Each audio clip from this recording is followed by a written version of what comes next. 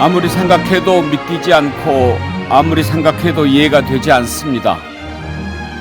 방송에서 하루 종일 참사 현장을 보여주지만 보고도 믿을 수가 없습니다. 어떻게 이런 일이 일어날 수가 있을까요?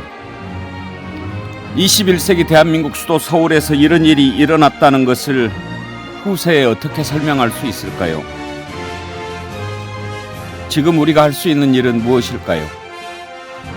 오늘 백운기의 시사 1번지에서 곰곰이 생각해 보겠습니다. 네 분 패널과 함께 하겠습니다. 신성범 전 의원, 박원석 전 의원, 최수영 메시지 컨설턴트, 장윤선 정치전문기자 나오셨습니다. 어서 오십시오. 안녕하십니까. 정말 힘든 월요일 아침입니다. 아무리 생각해도 이해가 되지 않고 믿을 수가 없는데 오늘 마음도 좀 다스려야 될 것 같고 아무리 생각해봐도 너무 힘든데 저희가 방송 시작하기 전에 잠깐 희생되신 분들 또 유족들 생각하면서 잠깐 좀 묵념을 할까요? 네.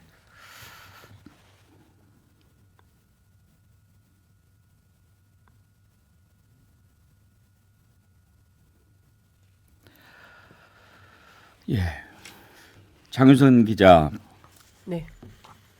그 사고 장소가 이제 용산 그 해밀턴 호텔 옆에 있는 곳인데 저희도 가봤지만 상당히 좁지요. 그리고 또 사고 현장은 좀 경사가 져 있는데 그날 또 사람들이 많이 왔지만 그 전날도 꽤 많이 모였다고 해요. 네. 그러니까 그러면 이게 죄송합니다. 그 전날에도 6만 명이 왔다는 거고요. 당일에는 13만 명. 원래 이제 경찰이 추산하기로는 한 10만 명 정도 모일 거라고 생각을 했는데 경찰 예산보다 3만 명이 더 온 거고요. 당일 서울교통공사에서 지하철 6호선 이거를 따져봤더니 이태원역의 이용객 수가 13만 131명으로 집계가 됩니다. 2019년 그러니까 3년 전에 이제 그 할로윈 그 행사가 있었는데 그날은 토요일이었습니다. 그때도 9만 6,363명 그러니까 3년 전보다 무려 3만 4천 명 정도가 더 참여한 이런 행사인 것이고요. 그런데 이제 경찰이 배치한 인원이 137명인 것으로 그러니까 뭐 200명이냐 뭐 몇 명이냐 170명이냐 논란이 있었는데 관련해서 137명인 걸로 확인이 좀 되고 있습니다. 그러니까 이태원이 원래 복잡합니다. 거기가 평일에도 좀 그 통행량이 많고 그래서 그 이제 도로에만 교통 관리에만 투입한 인원이고요. 그러니까 그런 행사가 있을 때 골목골목에 이제 배치해야 되는 안전요원이라든가 뭐 이런 부분들이 전혀 없었던 것이죠. 그리고 앞서 말씀 주신 그 참사가 일어난 그 현장의 경우에는 워낙 좁기 때문에 사실은 이런 큰 행사가 있을 때는 안전요원을 배치해서 일방으로만 다닐 수 있게 이렇게 미리 점검을 하고 조치를 했어야 되는데 그런 것 없이 밑에서 올라오고 위에서 내려오고 이러니까 중간에 계셨던 분이 이런 끔찍한 참사를 겪게 되는 상황에 직면한 것 같습니다. 박원석은 그 사고 현장하고는 좀 떨어져 있지만 전체적으로 다 이렇게 봤을 때 그쪽이 물론 클럽도 있고 많이 모이는 자리긴 합니다만 그 앞에 이태원 이 거리가 왕복 6차선 도로 아닙니까? 네. 근데 그렇게 많이 모이면 뭐 몇 시부터 몇 시까지는 차량을 좀 통제한다든지 그런 것도 없었어요. 그러니까 그 점이 좀 이해가 잘 안 되는데요. 이게 이제 할로윈 대위를 맞아서 이태원을 찾는 그 젊은 인파들이 많다는 건 익히 알려진 사실이었고 이번에도 경찰에서 한 10만 명 이상이 모일 걸로 예상을 했습니다. 근데 이태원에서 요 얼마 전에 있었던 다른 행사 때는 이 차도를 통제를 했습니다. 아무래도 차도를 통제하게 되면 그렇게 좁은 골목길에 인파가 한꺼번에 몰리는 압박이 좀 덜해지거든요. 그런데다가 이태원역을 예전에 할로윈 때는 무정차를 했습니다. 그래서 다른 곳에서 뭐 걸어서 올 수 있도록 하면 아무래도 이게 이제 인파 흐름을 조금은 더 원활하게 조정을 할 수 있기 때문에 이제 그런 조치를 취했는데 얼마 전에 있었던 여의도 불꽃 축제에서도 여의도역 10대도 10만 명 인파가 몰렸는데 무정차를 했거든요.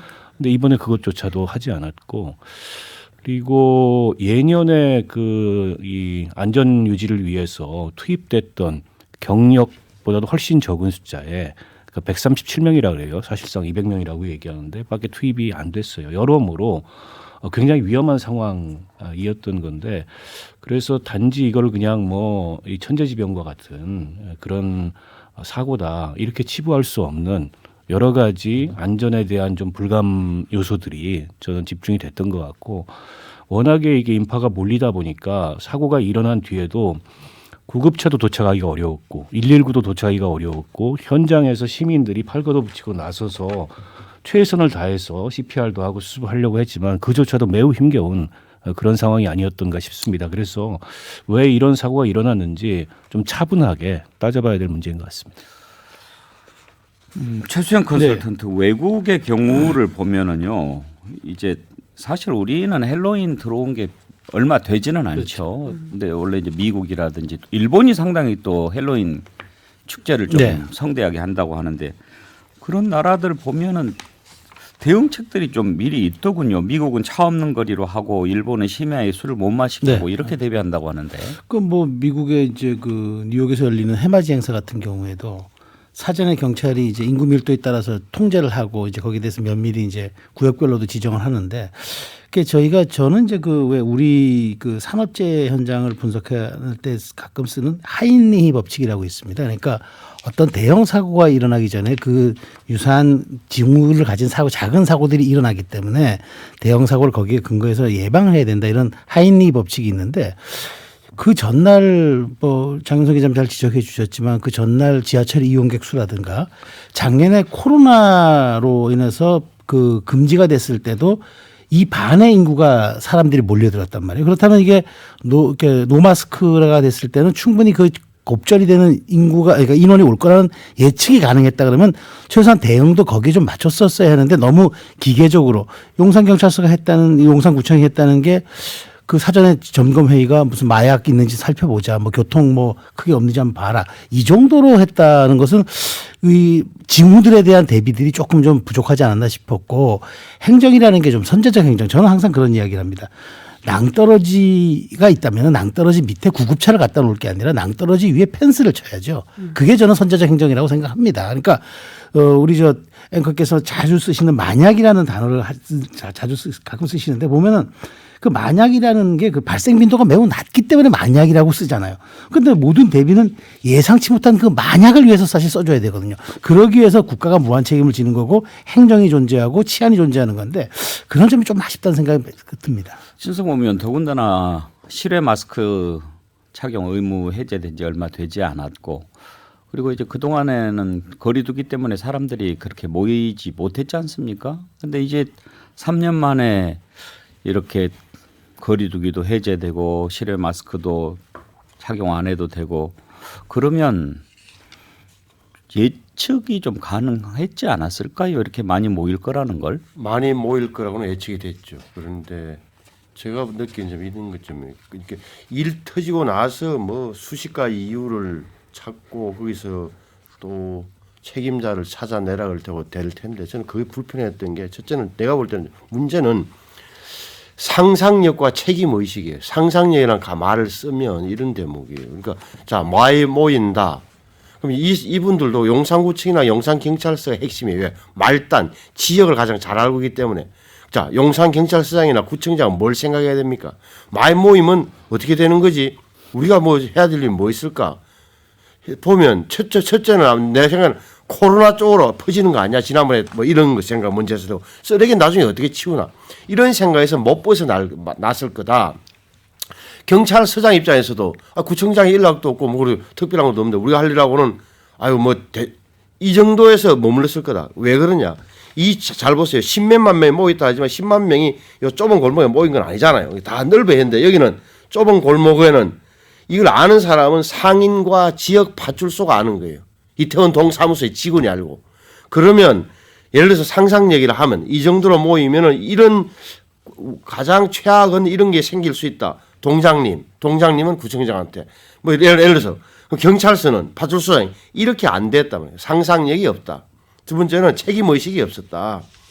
이거 그 문제죠. 결국은 뭐 구청은 이거는 내가 안전 책임은 내가 져야 된다. 경찰서도 마찬가지고 그런 보는 게 맞다고 저는 봐요. 그러니까 그분들의 생각 속에는 그냥 쭉 평온하게 10만 명이 모여도 아무 일 없을 거라는 전제하에 쓰레기와 이런 것만 생각했을 거다. 상상력과 책임 의식이 부족이 불러온 거다. 이렇게 보는 게 맞아요. 월요일 아침이지만 희망을 얘기할 수 없습니다. 정말 막 화가 나고 이거 어떻게 해야 되나. 부모님들 생각하면 도대체 마음을 다스릴 수가 없고. 방하착님, 욕 좀 하자. 어디 할 데도 없고 좀 받아주소. 이런 글 올리셨는데 예, 욕하십시오. 자, 우리 국민들이 지금 너무나 큰 슬픔과 절망감에 빠져 있는데요. 전 국민 트라우마가 우려가 되는 상황입니다. 이번 사고와 관련해서 대한신경정신의학회에서는 국민적 트라우마까지 우려된다 이런 성명을 냈는데요.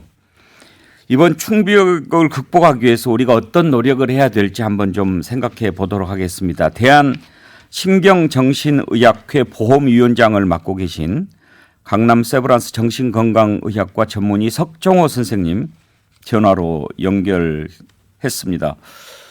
원장님 안녕하십니까? 네, 안녕하세요. 네, 이렇게 송호입니다. 예, 연결해 주셔서 감사합니다. 너무나 믿을 수가 없는 이런 일이 일어났는데요. 지금 오늘 아침에 만나는 모든 사람들이 뭐를 해야 될지 모르겠다고 얘기를 합니다. 어떻게 해야 될까요?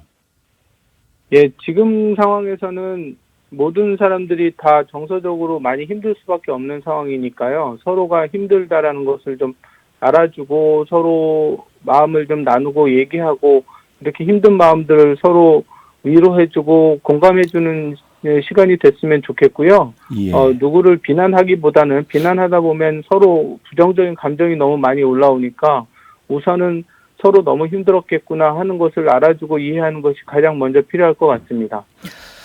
저희가 이제 앞부분에 왜 이런 일이 일어났을까 이런저런 것을 짚어봤는데 그래도 자꾸 생각해 보면 아니 나라가 있고 정부가 있고 자치단체가 있고 공권력이 있으면 그 할 일들을 좀 했으면 막지 않았을까 그런 생각이 자꾸 들거든요. 그런 생각도 하면 안 됩니까?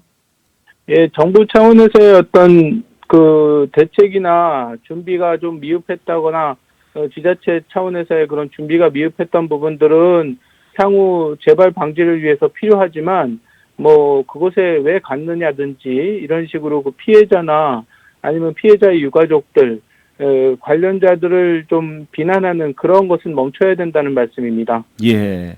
물론 우리가 피해자들을 뭐라고 할 수는 없죠. 정말 너무 가슴 아픈 게 154분이 희생됐는데요. 여성이 98명, 남성이 56명이더라고요. 여성이 훨씬 많은 이유는 아무래도 본인을 지킬 만한 힘이 남성보다 더 부족해서 그렇겠죠? 예, 그렇다고 보는 게 제일 합리적일 것 같습니다. 특히 중고등학생도 포함이 됐더라고요. 6명이나 됐는데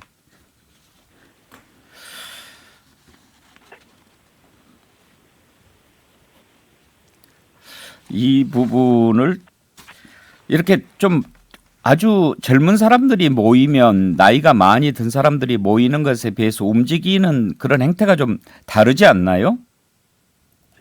뭐 꼭 저는 젊은 사람들의 행동이라기보다 그쪽에서 지금 좁은 골목에 양방향으로 소통을 하게 했던 부분들이 특히 많은 사람들이 모였을 때 더욱더 움직임이 곤란하고 그 밀집 현상이 커지지 않았을까 그런 생각이 드는데요. 예.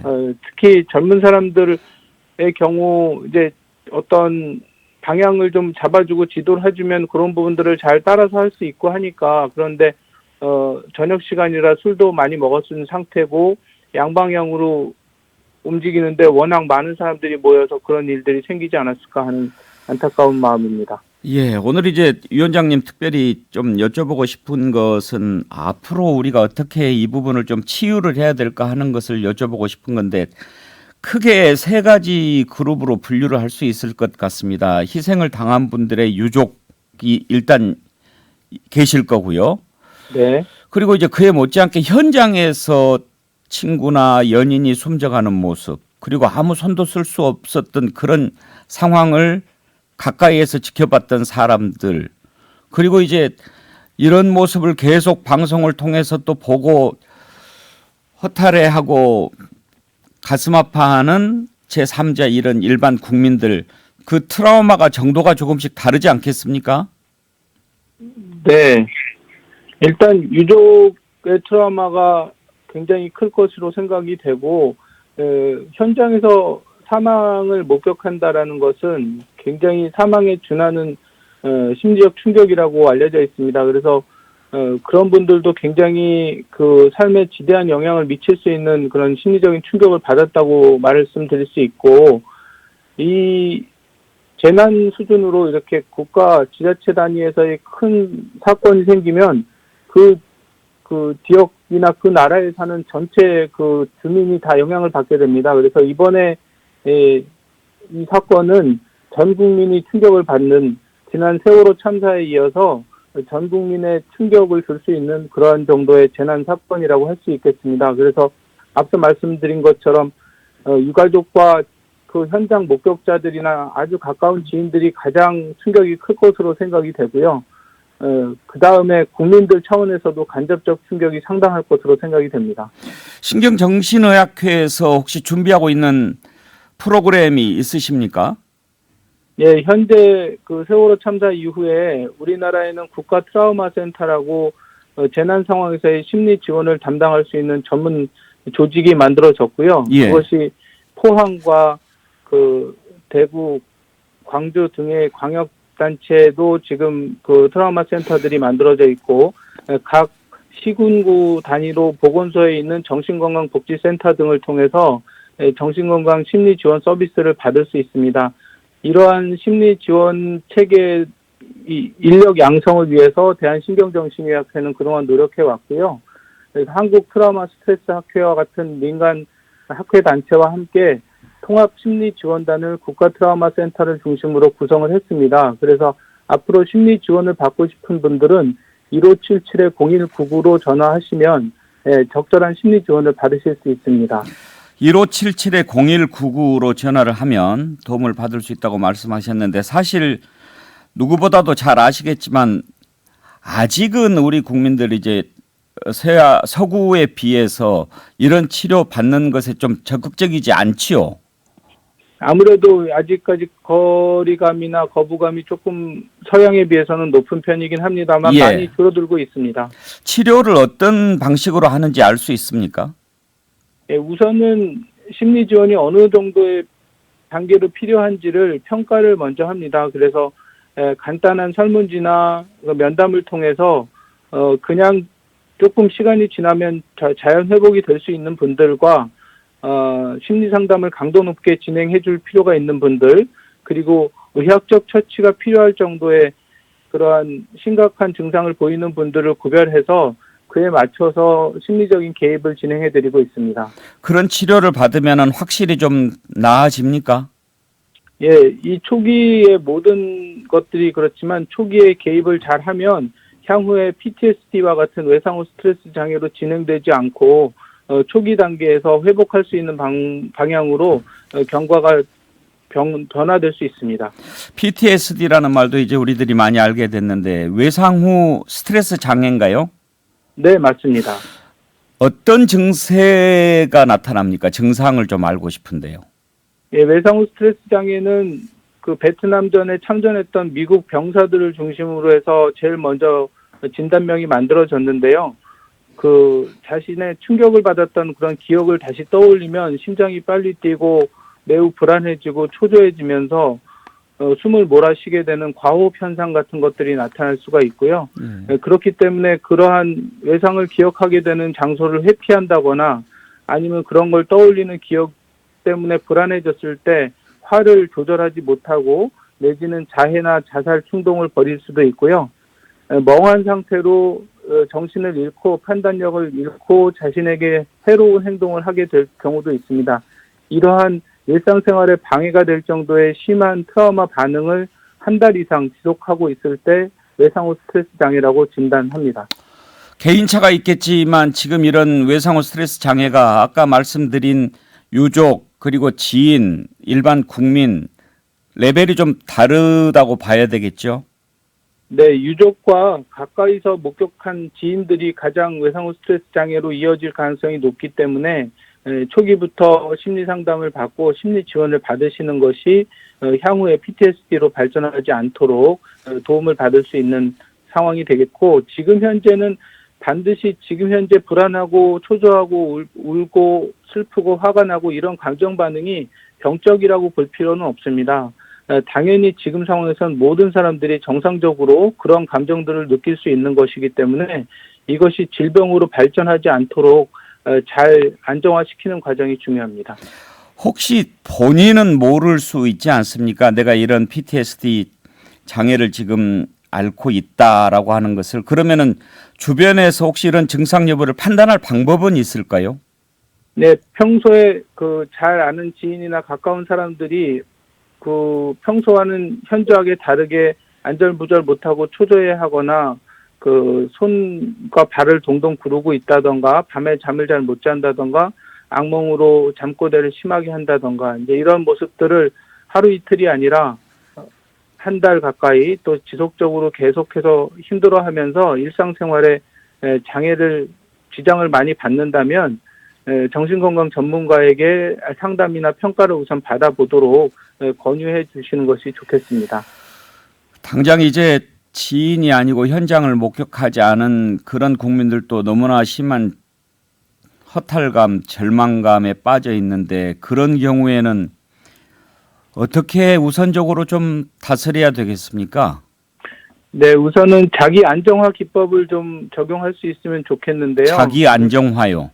예. 예. 그래서 심호흡이라고 해서 이제 호흡을 23초 정도 들이마시고 입으로 5초 정도 길게 내쉬면서 몸의 긴장을 풀어주는 그런 호흡 이완 훈련이나 긴장 이완 훈련, 아니면 넓은 공원을 이제 산책을 하는 방법과 같이 이렇게 스트레스를 좀 풀어줄 수 있는 방법들을 적용하시면 좋은데, 국가 트라우마 센터에서 만들어 놓은 마음 프로그램이라는 앱이 있습니다. 그 네. 앱 안에는 자기 안정화 기법을 안내하는 내용들이 담겨 있기 때문에 무료로 받을 수 있는 앱이니까 그 앱을 받아서 자기 안정화 기법을 적용해 볼 수 있겠고요. 유튜브 같은 곳에도 이제 안정화 기법을 치시면 많은 그런 동영상 자료들이 있으니까 참고하시면 좋겠습니다. 자기 안정화 기법이요. 네. 마음 프로그램 어디로 들어가면 볼 수 있다고 말씀하셨나요? 예, 국가 트라우마 센터에서 개발한 것이고요. 마음 프로그램이라고 앱이 있습니까? 구글 스토어나 애플 스토어에서 앱을 검색하시면 나옵니다. 감사합니다. 끝으로 한 가지만 여쭤보겠습니다. 지금 모자이크를 하기는 합니다만 방송에서 계속적으로 현장 화면이 나오고 CPR을 하는 모습들을 반복적으로 저희가 보는 것도 참 힘든데요. 네. 이런 거는 어떻게 계속 보여주는 것이 괜찮습니까? 아닙니다. 그것을 자꾸 보여주시는 것이 오히려 트라우마를 유발하고 자극하는 문제가 될 수 있기 때문에 SNS에 유포하거나 SNS에 그런 충격적인 장면을 올리는 것을 자제할 필요가 있고요. 방송과 신문 등에서도 이 자극적인 장면들은 가급적 처리를 좀 하셔서 적절한 수준으로 조절해서 방송을 하고 그 방송에 송출하는 빈도도 가능한 줄이는 것이 좋습니다. 그리고 방송에서 유의해야 될 것은 이 심리적 지원의 회복을 위한 정보들을 지속해서 제공해주고 현재의 어떤 상황들, 부상자 현황이라든지 사망자 현황과 같은 정확한 정보를 제공하는 데 초점을 두셔야지 충격적이거나 자극적인 기사 보도를 자제할 필요가 반드시 있습니다. 네, 그런 부분 좀 유념했으면 좋겠습니다. 오늘 아침에 이렇게 또 귀한 말씀 주셔서 감사합니다. 큰 도움이 됐습니다. 고맙습니다. 네, 안녕히 계십시오. 네. 전 국민 트라우마가 우려된다라는 성명을 냈던 대한신경정신의학회의 보험위원장을 맡고 계신 강남 세브란스 정신건강의학과 석정호 전문의, 석정호 선생님과 함께 얘기 나눠봤습니다. 최수영 컨설턴트 1577-0199 여기 전화해도 좋고 또 마음 프로그램 연결해서 자기 안정화 기법 이렇게 하는 것 도움이 좀 될 것 같다는 말씀을 들으니까 한번 좀 해보고 싶네요. 네네. 그리고 사실 제가 하나 더 말씀드리고 싶은 건 어저께 이거 한국신경정신의학회에서 낸 성명 중에 눈여겨볼 게 한 3가지가 있습니다. 예. 짧게 말씀드리면은 여과 없이 사고 당시의 현장 영상과 사진을 퍼뜨리는 행동을 좀 중단해달라. 예. 이게 더 큰 트라우마를 불러일으킨다. 그다음에 혐오 표현의 자제가 필요하다. 이런 상황에서 잘못하면은 이런 혐오와 낙인은 사회적 갈등을 유발해서 재난 상황을 해결하는 데 전혀 도움이 되지 않는다. 그다음에 3번째가 언론도 그 취재에 대한 과열 경쟁이 붙어도 재난 보도 준칙을 반드시 준수해 줘야 한다. 그렇지 않고 그 경쟁만 과열될 경우에는 사회적 혼란이나 불안이 초래된다. 저는 어째 이 3가지가 굉장히 좀 눈에 띄었는데 오늘 보충 말씀을 들으니까 더 좀 가슴에 와 닿네요. 오늘 아침에 연극 배우 손숙 선생님이 특별 기고를 한 글을 읽어봤는데요. 제목은 지금은 함께 눈물 흘리고 기도할 때입니다. 이런 제목으로 글을 올려주셨습니다. 맨 마지막 부분 소개를 좀 해드리겠습니다. 우리 이웃과 사회에 요청합니다. 자식 잃은 부모의 손을 잡아주세요. 묵묵히 바라봐주고 들어주세요. 그들이 울면 같이 울어주세요. 참척의 고통을 겪은 사람들을 만나보니 그나마 그게 제가 할 수 있는 최선의 애도였습니다. 좀 시간이 지난 다음에는 말로도 위로가 되겠지만 지금은 그것밖에 방법이 없어요.